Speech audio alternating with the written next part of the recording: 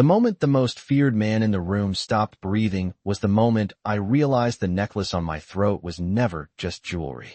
I didn't understand that yet, of course. At that point it was just another long night in uncomfortable heels and borrowed confidence, standing inside a Manhattan charity gala that smelled like expensive perfume and polished marble. Crystal chandeliers hung above us like frozen fireworks, throwing light across a sea of tuxedos and glittering gowns that probably cost more than my rent for an entire year. I adjusted the simple silver necklace resting against my collarbone, a nervous habit I'd had since I was a kid. The pendant was small, nothing flashy, just a smooth oval charm that warmed against my skin whenever I touched it. My grandmother had given it to me when I turned 16, telling me it once belonged to someone important. I never asked what that meant. Some family stories are better left quiet. The ballroom buzzed with polite laughter and the soft clink of champagne glasses, while a string quartet played something slow and elegant near the balcony doors. I didn't belong here, and I knew it.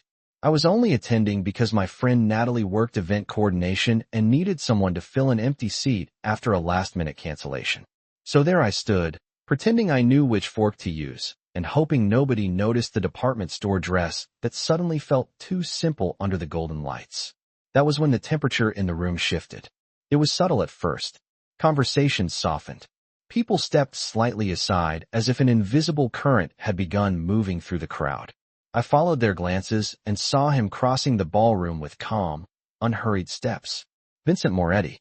Even if no one said his name out loud, everyone seemed to know who he was. Tall, broad-shouldered, dressed in a perfectly tailored black suit that looked like it belonged in a magazine spread. Dark hair brushed back from a strong face, eyes sharp and watchful like someone who noticed everything.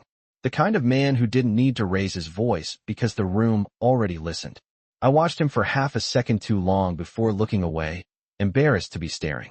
That was when my fingers drifted back to the necklace at my throat. I rubbed the pendant absent-mindedly, feeling the cool metal between my fingertips. And that was the exact moment Vincent Moretti froze. I didn't notice it immediately. I only felt the sudden weight of someone's attention. The kind that presses against your skin before you even look up. Slowly, almost reluctantly, I raised my head. Across the room, Vincent had stopped mid-step, completely still. His gaze was locked directly on me. No, not on me. On the necklace. The music continued. The crowd kept talking. But for a single strange second, the most powerful man in the room looked like someone had just pulled the ground out from under him. Then he started walking toward me. Not quickly, not angrily, just with the quiet certainty of someone who had already decided something important. Each step echoed softly across the marble floor. I felt my pulse quicken for reasons I couldn't explain. When he finally stopped a few feet away, the air between us felt heavier somehow, like a storm about to break. His eyes lifted from the pendant to my face. Calm, focused, searching. When he spoke, his voice was low and controlled, but there was something underneath it that sounded almost like disbelief. Where did you get that necklace? I did not answer right away because something in the way Vincent Moretti was looking at that necklace made the room feel suddenly smaller. His eyes were not curious. They were precise, like he was studying a piece of evidence. The noise of the gala faded into a distant hum while I stood there holding my breath without realizing it. Up close, he was even more intimidating than he had been across the ballroom. He was at least 6'2", maybe taller, and the calm authority around him made every instinct in my body tell me this was a man used to being obeyed. The faint scent of expensive cologne mixed with something colder, something sharper, like winter air right before snow. I forced myself to speak before the silence stretched too long. My grandmother gave it to me, I said quietly. I have had it for years. His gaze dropped back to the pendant resting against my collarbone. The muscles in his jaw tightened for a second before relaxing again. Your grandmother, he repeated slowly, as if testing the words. What was her name? The question felt strange, almost too personal for someone I had just met. Around us people continued to talk and laugh, but I noticed something odd. The space near us had cleared slightly. Guests who passed nearby lowered their voices and kept walking. It was the subtle kind of respect that looked a lot like fear.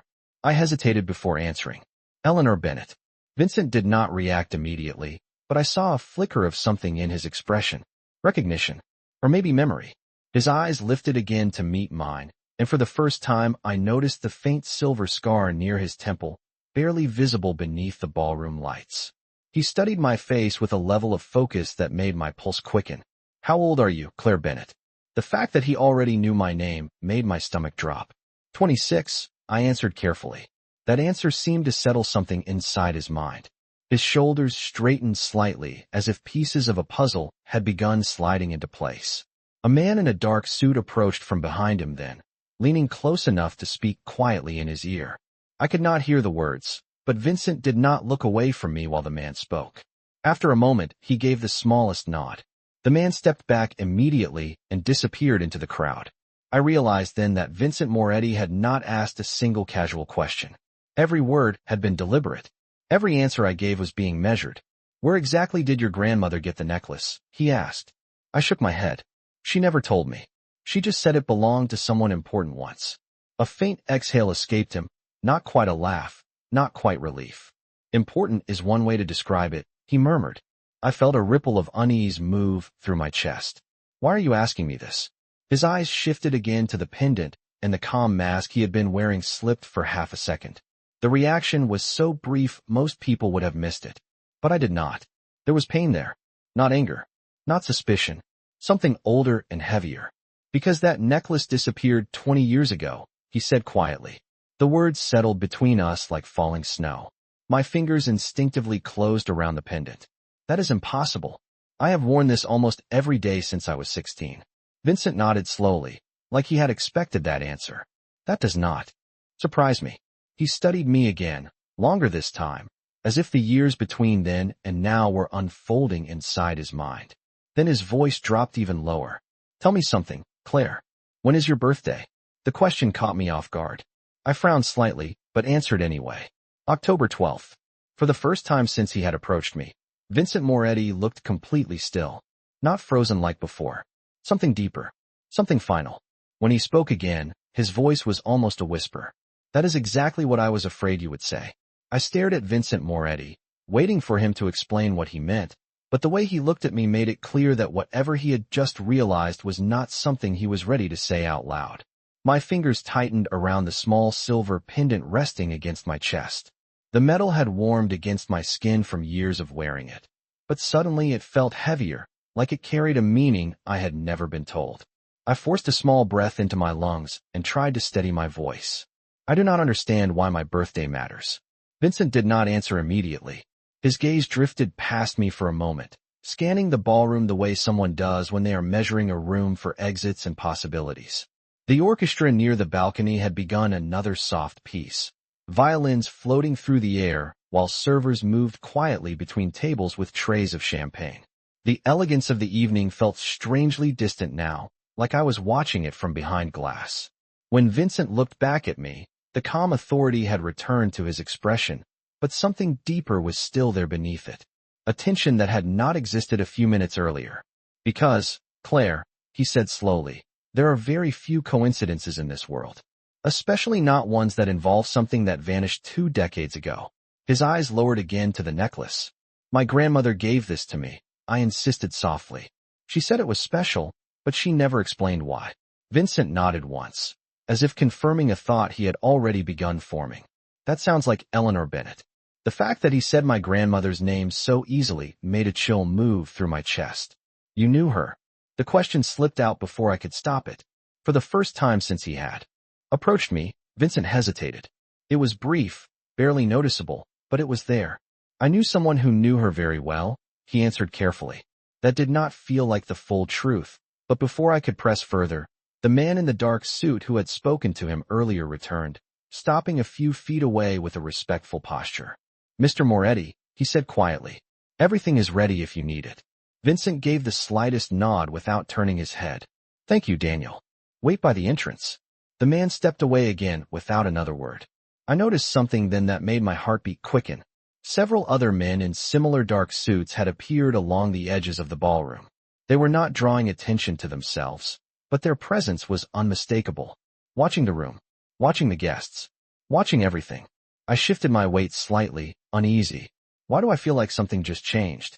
Vincent looked at me in a way that made the question sound far more serious than I intended. "Because it did," he replied quietly. My pulse jumped. What do you mean? For a moment, he seemed to consider his next words carefully. Then he spoke with a calm that somehow made everything feel even more uncertain.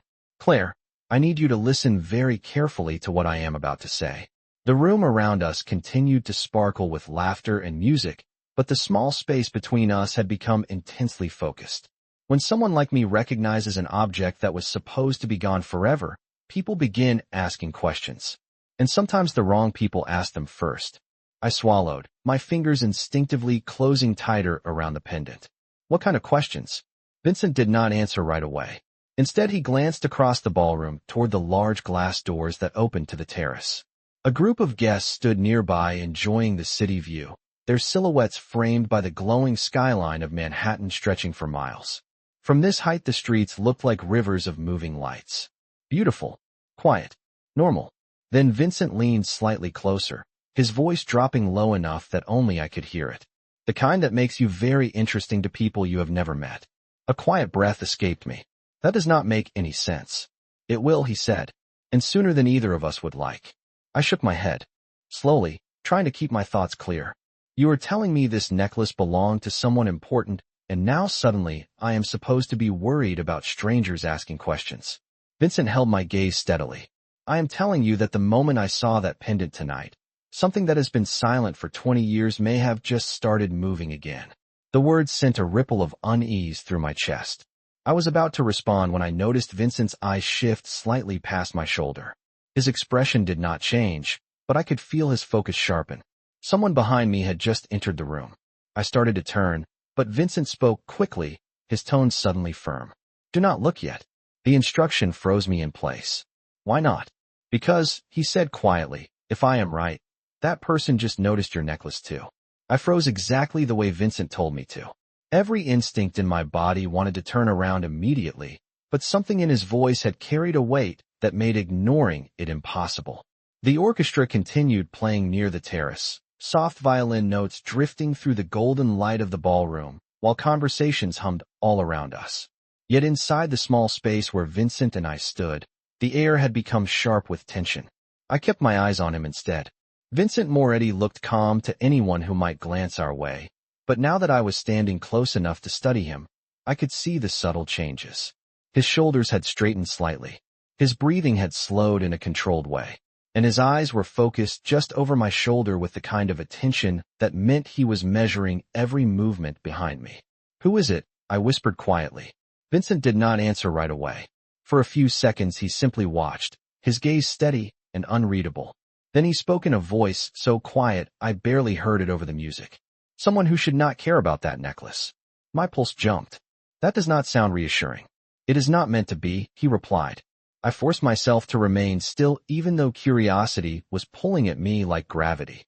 I could feel the presence of someone standing somewhere behind me now, not close enough to touch, but close enough that the awareness prickled along the back of my neck. Guests passed, nearby with polite smiles and clinking glasses, completely unaware that something strange had shifted in the room. Finally, Vincent lifted one hand slightly, adjusting the cuff of his suit jacket in a motion so casual it almost looked like boredom. You can turn now, he said quietly. Just do it slowly. I inhaled once, steadying myself, then turned my head over my shoulder. At first, nothing looked unusual. The ballroom was still filled with elegant guests enjoying the evening beneath the chandeliers. Then I saw him. The man stood near the far end of the room, beside one of the marble pillars. He looked older than Vincent, maybe in his late 50s, with silver hair and a sharp-tailored suit that suggested old money rather than new success. A small group of people surrounded him, listening while he spoke with calm confidence. On the surface, he looked like any other wealthy guest attending a charity gala. But there was something about the way his eyes moved through the room that made my stomach tighten. He was not looking at the event. He was studying people. And at that exact moment, his gaze stopped on me. I felt it instantly. That same strange pressure I had felt earlier when Vincent noticed the necklace. Except this time it felt colder, more calculating. I turned back toward Vincent, trying to keep my voice steady. I think he just saw me. Vincent's jaw tightened slightly. I know. Who is he? Vincent did not hesitate. That is Victor Salazar. The name meant nothing to me, but the way Vincent said it made my pulse quicken again. Should I know who that is? Not if you have lived a normal life, Vincent replied quietly. I glanced back toward the man across the ballroom. Victor Salazar was still speaking with the group around him, but his eyes had already shifted back in our direction once more. The look lasted only a second before he politely returned his attention to the conversation. Still, the message was clear. He had noticed me. And the necklace. My fingers moved instinctively to the pendant again. Why would he care about this? Vincent looked at the small silver charm resting against my collarbone with a seriousness that made my chest tighten. Because 20 years ago, he was one of the last people known to have seen the person who originally owned it. The words landed quietly between us. I swallowed slowly. You said that necklace disappeared. Vincent nodded. It did. And when something like that suddenly appears again after 2 decades, people start wondering how it survived. I stared at him, my thoughts racing. My grandmother gave this to me when I turned 16. I have worn it for 10 years. If it was so important, why has nobody asked about it before tonight? Vincent's eyes moved briefly toward Victor Salazar again before returning to me. Because until this moment, the only people who recognized it were people who believed its story had already ended. A quiet chill moved through my chest. And now, Vincent held my gaze steadily, his voice calm but firm. Now the story just walked back into the room. I kept my eyes on Vincent for a moment after his words settled between us, trying to understand how something as small as a silver necklace could suddenly feel like the center of a storm I had never seen coming. The ballroom was still glowing with light and laughter, the orchestra still playing softly, but none of it felt the same anymore. My fingers rested against the pendant again, tracing its smooth edge the way I had done thousands of times before. Only now the gesture felt different, like I was touching something fragile that had been hiding a secret all along. I glanced again toward the far side of the room, where Victor Salazar stood speaking with his group. His posture was relaxed, confident, the posture of a man used to rooms like this. But once again his eyes lifted briefly in our direction, and the second they passed over me, I felt that same cold awareness settle in my chest. I looked back at Vincent quickly. He saw it, did not he? Vincent gave a small nod. Yes. My voice lowered instinctively. What happens now? Vincent did not answer immediately. Instead, he studied the room with quiet patience, the way someone does when they are listening for something only they expect to hear. For several seconds he said nothing. Then he shifted slightly closer to me, lowering his voice so only I could hear. Now we leave. The words came so calmly that at first they did not make sense. Leave. I glanced around the ballroom. The gala had only just begun. People were still arriving near. The entrance, coats being taken by attendants while servers moved between tables with fresh trays of champagne. Why would we leave? Vincent did not look at me when he answered. Because the moment Victor Salazar recognized that necklace, this evening stopped being a charity event for you. It became a question. The word question did not sound harmless when he said it. I felt my heartbeat begin to pick up again. You are making this sound far more serious than it should be. Vincent finally turned his head slightly toward me. I hope I am wrong. Something in the quiet honesty of that sentence unsettled me even more than everything else he had said tonight. I exhaled slowly. What kind of question are we talking about? His eyes moved briefly to the necklace again. The kind that powerful people have spent 20 years trying to stop asking. I shook my head slightly, still struggling to follow his meaning. You keep saying that like I am supposed to understand it. Vincent studied me carefully for a moment before speaking again. Claire, the woman who originally owned that necklace disappeared 20 years ago. My chest tightened slightly. You said that earlier. Yes. And the last place she was seen was inside a room with 3 men who all claimed they knew nothing about where she went afterward. A quiet chill moved through my arms. I followed his gaze across the ballroom again toward Victor Salazar. Was he one of those men? Vincent nodded once. The second man passed away several years later. And the third man was someone I trusted very deeply at the time. Something in his voice changed slightly when he said the last part. Not anger. Something closer to regret. My thoughts raced. If this happened 20 years ago, then why would anyone care about it now? Vincent gave the smallest breath of humorless amusement. Because mysteries that involve powerful people do not disappear. They wait. I opened my mouth to respond when a soft voice suddenly spoke behind us. Claire Bennett. The sound of my name made both Vincent and me turn at the same time. Victor Salazar was now standing only a few steps away, his silver hair catching the warm chandelier light. Up close he looked even more composed than before, his expression polite and calm, as if this were a simple social introduction. But his eyes moved directly to the necklace at my throat before returning to my face. "It is a pleasure to meet you," he said smoothly. I could not help noticing the way Vincent's posture shifted beside me. Not dramatically, but enough that the space between Victor and me suddenly felt very carefully measured. Victor continued speaking in that same polite tone. "I could not help noticing your necklace from across the room." His gaze lingered briefly on the pendant again. "That is a very unusual piece to see after so many years." For a moment, I forgot how to breathe. Victor Salazar stood in front of me with the calm confidence of someone who had never once been questioned in a room like this. Up close, he looked distinguished rather than threatening. The kind of man who might appear on the board of a major corporation or host a charity event exactly like the one happening tonight.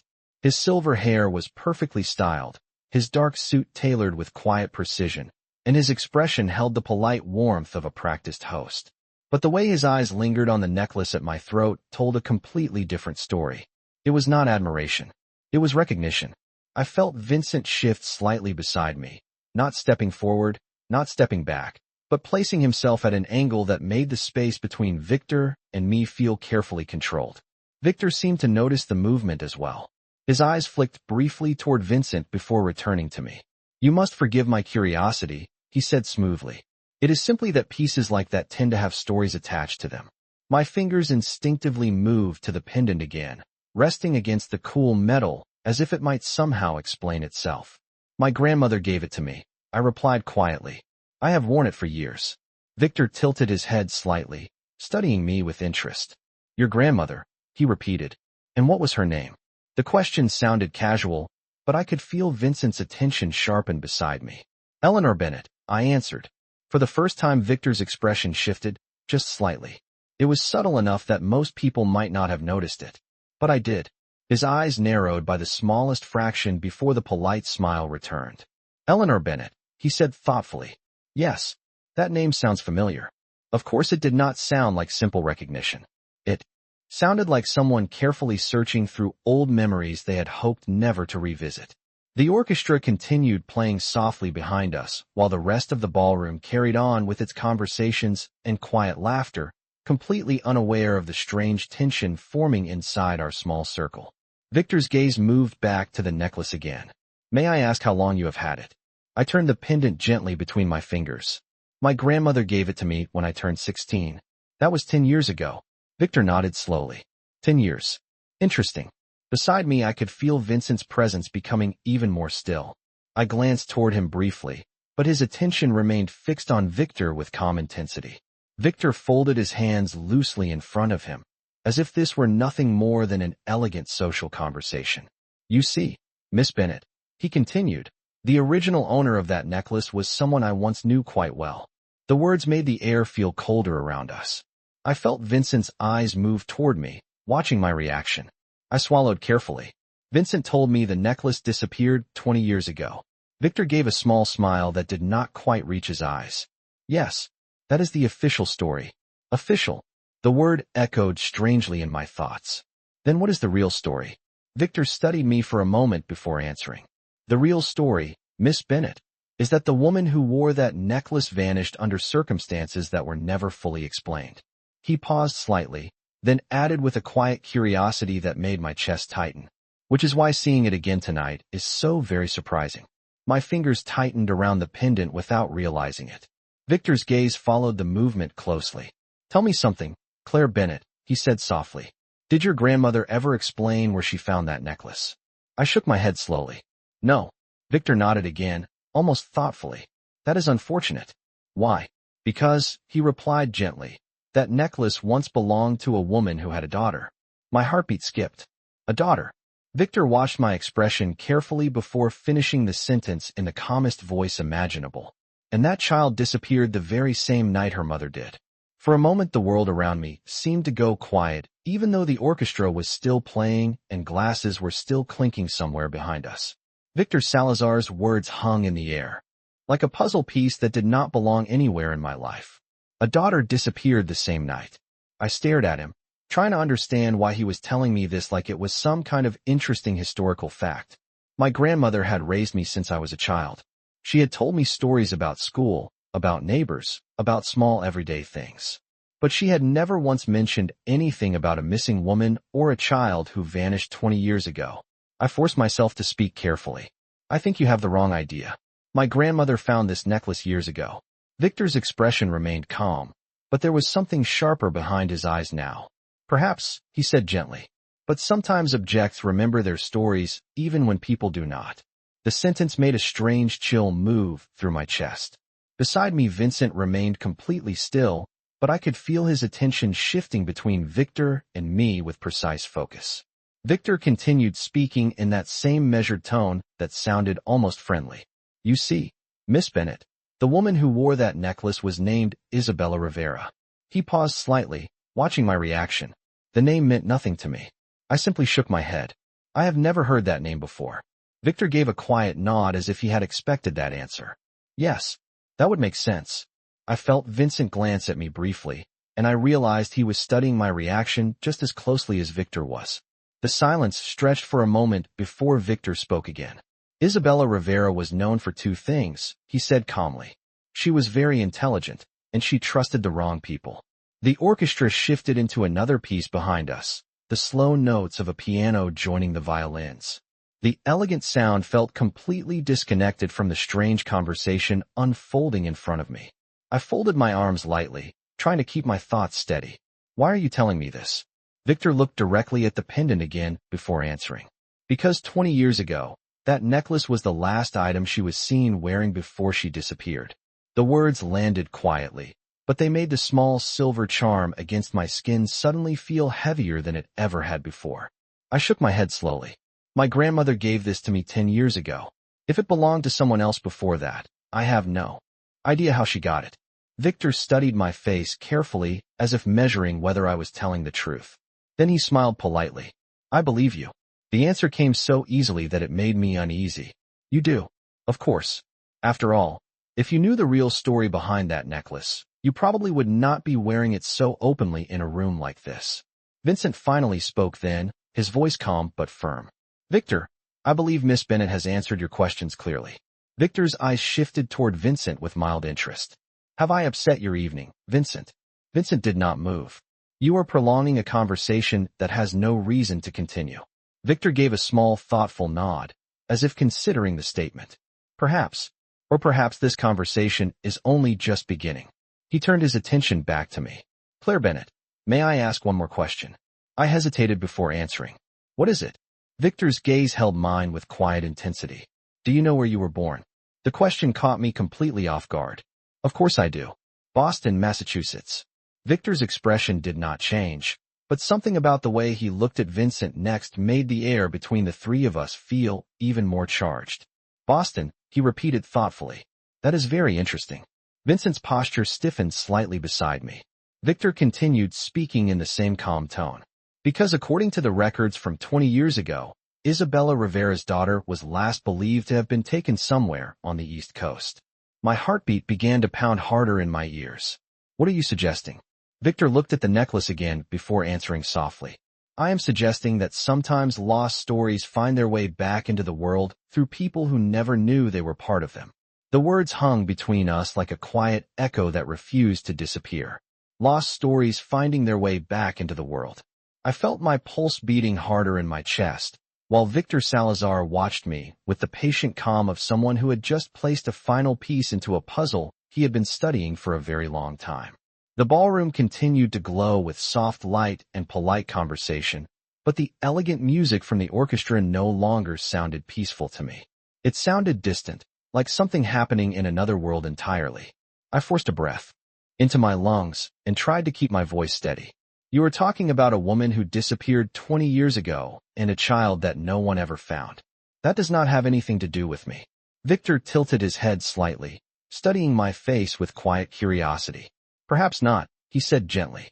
But coincidences of this size tend to attract attention. Beside me, Vincent shifted his stance just slightly. The movement was subtle, but I could feel the change in the air. His voice was calm when he spoke again, though there was a firmness underneath it now. Victor, you have asked enough questions for one evening. Victor looked toward him with mild interest. Have I? Vincent met his gaze without hesitation. Yes. Victor remained silent for a moment, then gave a small, thoughtful nod, as if acknowledging the point. Very well. He turned his attention back to me one last time. Claire Bennett, it has been a pleasure meeting you. The words sounded polite, but the look in his eyes suggested the conversation was far from finished. He gave a brief, respectful incline of his head before stepping back into the crowd. Within seconds, the elegant guests moving through the ballroom closed the space between us and him again. Victor Salazar disappeared among them as smoothly as if he had never been standing there at all. For a few seconds, neither Vincent nor I spoke. I stared at the place where Victor had been standing, trying to process everything that had just happened. Finally, I turned to Vincent. Tell me the truth. His eyes were still watching the crowd where Victor had gone. About what? About everything you two were just talking about. My voice lowered slightly. Do you actually think I have something to do with that woman and her missing child? Vincent finally looked at me again. The calm expression he wore earlier had changed into something more serious now. I think you deserve to know something important, he said quietly. My fingers tightened around the necklace again without thinking. Then tell me. Vincent glanced once more across the ballroom, confirming that Victor was no longer nearby.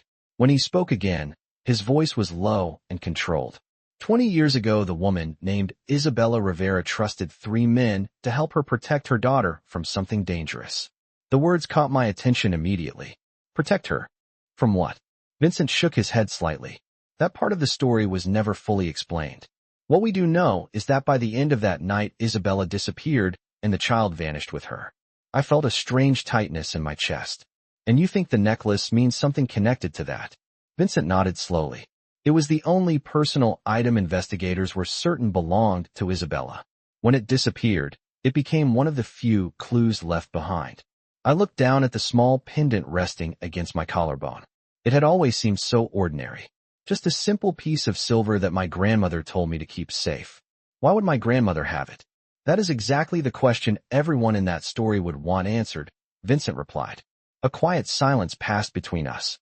The orchestra finished their piece and polite applause drifted across the ballroom before another melody began. I looked back at Vincent again. Earlier you said something started moving again tonight. What did you mean? Vincent studied me for a long moment before answering. The people connected to Isabella Rivera believe that story was over. If they see that necklace again, they will start wondering how it survived. And more importantly, who has been wearing it? My stomach tightened slightly. That sounds like the kind of attention no one wants. Vincent nodded once. Exactly. I hesitated before asking the question that had been building in my mind since the beginning of the night. Vincent, do you actually believe what Victor was suggesting? His eyes met mine with steady intensity. I do not believe in coincidences that appear 20 years late. My pulse quickened again. Then what do you believe? Vincent looked down at the necklace once more before answering quietly. I believe that somewhere in your grandmother's past there is a truth that nobody in this room expected to see again tonight. I stood there for several seconds after Vincent finished speaking, my fingers still resting against the necklace as if it might suddenly reveal the answers both of us were searching for. The pendant felt warmer now, pressed against my skin beneath the soft lights of the ballroom. Yet the room itself suddenly felt colder than when the night had begun. Around us, the charity gala continued exactly as it had before. Guests laughed quietly. Waiters passed with silver trays of sparkling water and champagne, and the orchestra shifted into another graceful melody that echoed through the tall glass windows overlooking the Manhattan skyline. From the outside, nothing had changed, but inside my mind, everything felt different. I looked back toward the crowd where Victor Salazar had disappeared earlier. I could not see him anymore. Yet the memory of the way his eyes had fixed on the necklace lingered like a warning I did not fully understand. My voice came out quieter than I expected. My grandmother raised me since I was 10 years old. Vincent listened carefully, but said nothing. She was the one who taught me how to cook, how to drive, how to keep calm when life became complicated. I hesitated before continuing. She told me stories about my parents, about school, about growing up. But she never once mentioned anything about a missing woman or a child who vanished. Vincent studied me for a moment as if measuring every word. That does not mean she was not protecting you. Protecting me from what? The question came out sharper than I intended. Vincent glanced briefly around the room again before answering. From the kind of past that powerful people prefer to keep quiet. I exhaled slowly, trying to steady my thoughts. Then why would she give me the necklace if it was connected to something so serious? Vincent looked down at the pendant once more before speaking. Sometimes the only way to hide something important is to make it look ordinary. The explanation made a strange kind of sense, but it also raised more questions than answers. I rubbed the edge of the silver charm between my fingers again, remembering the day my grandmother had given it to me. She had smiled warmly and told me it once belonged to someone strong. At the time I had assumed she meant an old family friend or distant relative. I had never imagined it might belong to someone whose story was still unfinished. My chest tightened slightly as another thought appeared. Vincent, earlier you said Isabella Rivera trusted 3 men the night she disappeared. Vincent nodded. Yes, Victor Salazar was one of them. You also mentioned a second man who passed away years ago. Vincent's expression darkened slightly with memory. Correct. And the third man. I watched his reaction carefully. You said he was someone you trusted. Vincent did not answer. Immediately, the silence stretched long enough that I could hear the soft piano notes drifting from the orchestra again. Finally he spoke, his voice lower now. The third man was my father. The answer caught me completely off guard. Your father? Vincent nodded once. 20 years ago my father was involved in helping Isabella Rivera hide from people who wanted something she refused to give them. My mind raced trying to understand the connection. And after that night she disappeared. Yes, along with her daughter. The words hung between us quietly. For the first time since the conversation had begun, Vincent's voice carried a hint of something personal. Regret perhaps, or unfinished responsibility. I looked down at the necklace again. The small pendant reflected the ballroom lights softly, as innocent as it had always seemed. If what Victor suggested is even partly true, I said slowly, then somewhere in my grandmother's life, she must have crossed paths with that story. Vincent nodded slightly. That is the truth we need to understand. I raised my eyes to meet his. Why do you say we? Vincent's expression remained calm, but steady. Because the moment Victor Salazar recognized that necklace, you became part of a story that has been unfinished for 20 years. I felt my pulse quicken again. That sounds like the kind of story people do not walk away from easily. Vincent's eyes moved briefly toward the ballroom entrance where several guests were arriving beneath the golden lights. Then he looked back at me with quiet certainty. Some stories return when the right person finally appears. I swallowed slowly. And you think I might be that person? Vincent did not answer right away. Instead, he looked at the necklace one final time before speaking in a voice barely above a whisper. I think tonight the past finally found the one person who might explain what really happened 20 years ago.